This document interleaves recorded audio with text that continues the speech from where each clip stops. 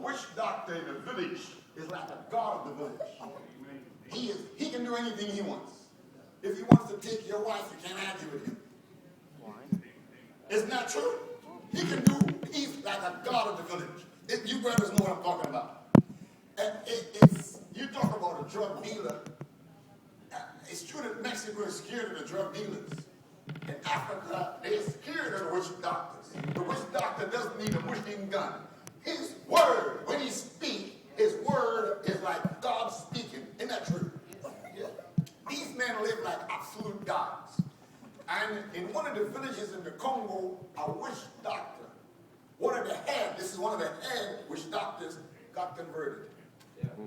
So this caused a stir among the Pentecostals and the Baptists, because in all the history of their going into Africa, they have no records of a witch doctor being converted in their church. Amen. So they invited this witch doctor to come into their church. And now some of these witch doctors, it's not like, you meet people over here and they claim to be mediums and stuff. People don't know what the power of the devil is. Many of them. I'm talking about in the line of witchcraft. Here is intellectualism. The witches you meet over here is different. As one of them said, they're riding a Cadillac nowadays in the BMWs and stuff, and they carry baby faces and stuff. See, that's different. But over there, it's the power of the devil. Let me give you an example. There was a brother, and this brother, he was the head of the Union of Baptist Churches of Cameroon. His name was Christophe Goba. He was a friend of mine. I knew him personally. And in fact, he helped us to get several containers of the message into Cameroon during the time when it was very hard to get the message into Cameroon. Well, he had 1 foot in the message and 1 foot in the denomination. He didn't take a firm stand for the message, but he knew that Brother Branham was a prophet, and he sympathized with the message, and he helped us. So we were grateful for the help he took. You've got people like that. They got 1 foot or half a foot or a few toes in the message, and the rest is elsewhere. You know, Brother Yancey, you've seen people like that. So he had, I don't know, maybe 1 foot in the message and another in the denomination. Well, him being the president of the Union of the Baptists in Cameroon, a witch died, and her family had money.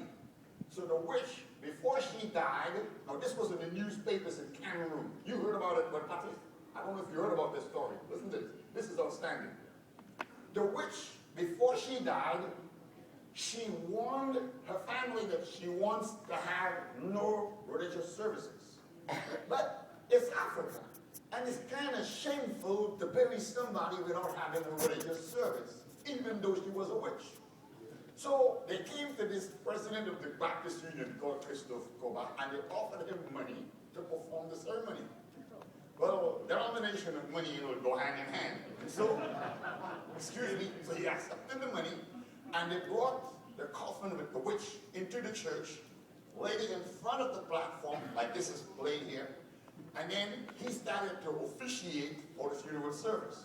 Just like when I went for Brother John Pruitt, I think when Sister Sarah here and some of them, and her mother, Sister Sharon, Brother John died, and I went there for this funeral service, and we want to always remember the Pruitt family and stay there. Amen. Anyway, this pastor, which I know him personally, I have pictures of him even at home. He was officiating at the funeral service, and as he's officiating at the funeral service, he stood in front of the casket, looked at the casket, and he pitched forward and died right there on the casket. And the undertakers took him out to the morgue. Now, when he died, they called his second in command to take over in his place. Now, this was on the news to show you the power of the devil. His second in command in the church, which was the associate superintendent of the Union of Baptist Churches of Cameroon, came up now to officiate in his place. And as he stood officiating in the funeral service, he stepped forward near the casket, and he too pitched forward and died. Now, when the undertakers took the second one out of the church, and this is the first one, they took him dead out of the church. Okay? Now, the people are there, now this created a furor in the church. You've seen people lament and cry.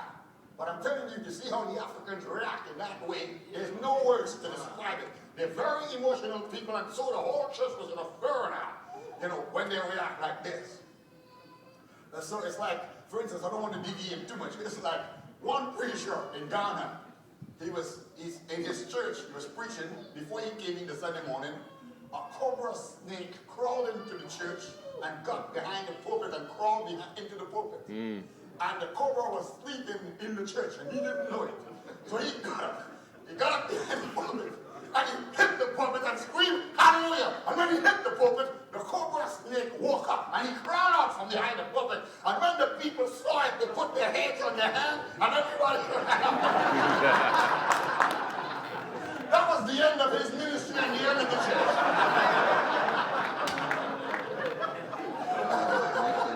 You brothers from Africa, you know what I'm talking about. So when the second in command, you talk about the power of the devil. People talking about the devil, they don't know the devil. They think that people laugh over here and say, "Ha ha ha, devil doesn't exist." They have no idea what it is. They need to go to Africa in those places. Then they'll know what you're talking about. Now, the second in command, he pitched forward too, on the coffin, right on the coffin, Brother Yancy, and it was in the newspapers in Cameroon, this event, and died right on the coffin. So then the whole church got in an uproar. And the undertakers took the second man to the funeral. So now the church says, we can't afford to have a third man dead. So they stopped the whole thing. Now, when they stopped the whole thing, the undertakers took the coffin and put it in the hearse. And when the hearse was leaving the church, the engine of the hearse blew. When the engine of the hearse blew, the undertakers got scared. And they left the hearse parked right near the side of the road with the body in it for 3 days. Now that body began to smell. And the government ordered the undertakers to take her and bury her. We can't have that hearse staying there at the side of the road with the woman's body in it. The undertakers were shaking. They were shaking, but the government gave the orders, so they had to take the coffin out of the hearse, put it into another hearse, and slowly, whatever they did to appease whatever devil she was worshiping, took her to the funeral and laid the woman and buried her. And that happened. So when you're talking about the power of the devil, people over here have no idea what it is like, but over there it is. I remember that once I was waiting to go into the diamond mine regions because I had to go in there to take the message. So you heard me talk. I think I shared that testimony once with you all here. So I saw one of the Witchdoctor. So he had something like monkey skin on him instead of clothes like what we wear.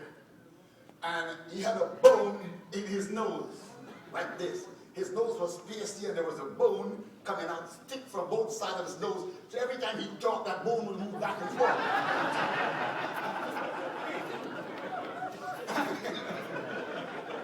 Then he had a little wand in his hand with the dust but a gallows of a human skull on it. So he had on the monkey skin, what he was wearing, there were bones of, I don't know what animal he had, maybe crocodile or whatever it is, monkey, whatever it is, but there were bones of animals hanging down from all his clothes all the way over. So, seeing a man, and when he came in, you could have seen the respect. He came to talk to the minister. When that man stepped in, no one laughed. Listen, when the man stepped in, Brother Bertrand, as odd as he looked with the bone in his nose, I had to keep myself from laughing. No one laughed. They respect because they believe if you laugh, a curse will fall on you. You know, Brother Patrice, you brothers from Africa, you know what I'm talking about. Why do you have an idea? Now, when he came in, I tell myself, I said, I'm going to get near him. So I edged up and I stopped right there. And I talked to him. I said, I'm a Christian. He said, me too. When he said, me too, the bone moved back. I said, have you ever heard about William Graham? I believe in a prophet called Brother Branham, and I talked to him. I said, God sent him, and many miracles and stuff took place in his ministry. So he looked at me and said,